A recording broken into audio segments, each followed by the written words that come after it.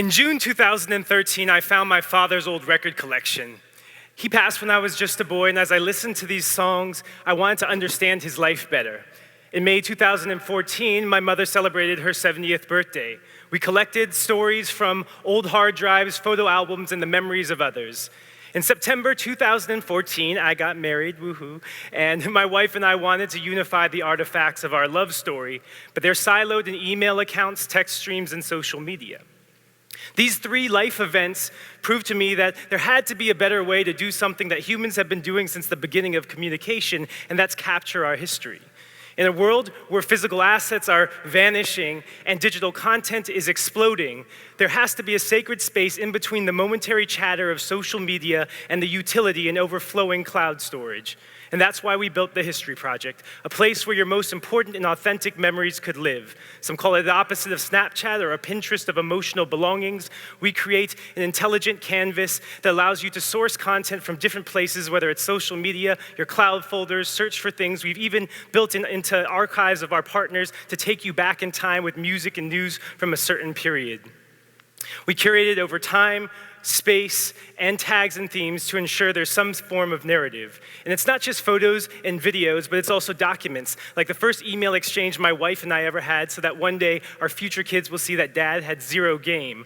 Or it's adding voice and audio to lend a sense of intimacy, like our conflicting narratives of who said I love you first.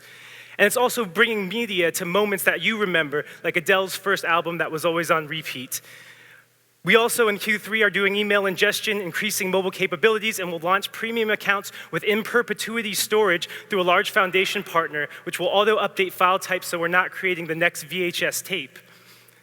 Your memories connect across your network of memories and create a digest, and they connect in creating a network effect. So I have a history project of my college roommates, my family, and just this morning I saw a few new things in our THP history project. The platform itself is free right now before our premium release in Q3, but we've also integrated some third-party services like digitization and printing, and we also have a premium service for interviewing services called a History Concierge that will help you build and curate when needed. We're in the convergence of three large markets, capturing family history, digitizing offline content, and personal cloud storage. And our own history starts at the beginning of 2015 when we incubated the idea as one of 6 out of 300 in Matter. And in November 2015, we launched an early public beta and opened a seed round led by the New York Times and the Associated Press, some of the premier storytelling institutions. And we have some great growth partnerships coming up.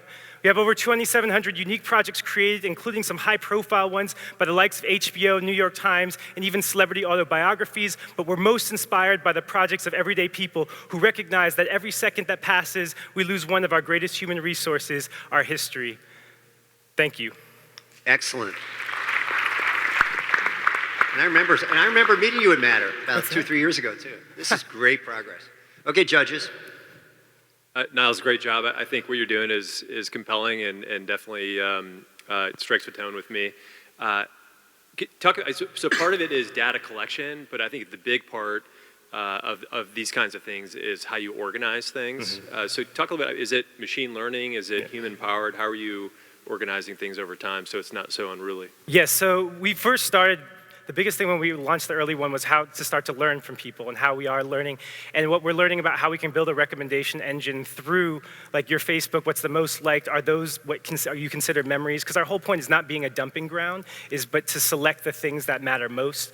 Of course, the thing where we're taking metadata, we're trying to match metadata so you have that geographical map or you have tags and themes that we're able to take. I'll admit some of it right now in the early stages is a little more heavily curated than we'd like because we're trying to learn and progress through that. And then one of the biggest things is just when you collect that data, how do we make sure that it's stored for generations at the same time and checked for decay, et cetera?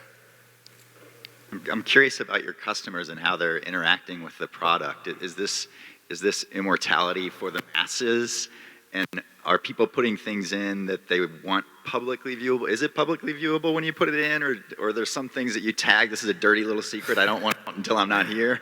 Well, that's a point. Like, what happens to that poem that got you through a tough time in college? That doesn't go on social media, but you want it to live somewhere. So everything defaults to private first. You could do password protected as well, and then you can make them public. So some of the interesting ones that we've been working with some of the celebrities too, where they want to actually have a public history project. Jewel just went on tour, created this for her autobiography. You can add a memory. It goes to Jewel's account, and she can decide whether or not it gets approved. Or Jay-Z's 20 years since Reasonable Doubt with the Rock Nation folks, things like that, that become interesting public projects. Even movements, journalism of movements have been using it for certain things. But for the general consumer, that we're finding about 75% are private because they want it to stay that way. Can you talk about the data ingestion? How do you get all the content in, both for online and maybe offline sources as well? And then the second question is, talk about where the content resides. Is it in your cloud, or you just, if a lot of video, is it still on YouTube, or is it on your cloud, and how do you pay for that?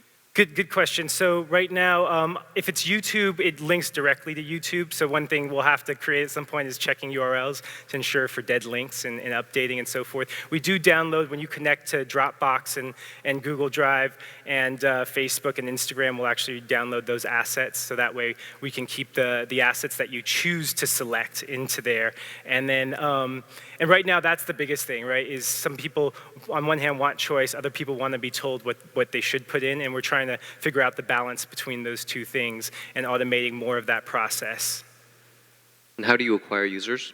Yeah, so right now, it's really just been more organic traffic of people inviting other people. So people do it around, you may have a couple doing their life story, but they'll, for events, throw out like 100 people for my wedding, can you please add a memory? So that is how it's kind of grown thus far. We also have these public projects that are pretty big. So the HBO project, where they did the life autobiography of somebody, of Professor Richard Holbrooke or Ambassador Richard Holbrooke, the Jewel ones, all of those, to interact with those projects or to add a memory with those projects, you have to actually log in and register and learn about the tools as well. So that's been helpful.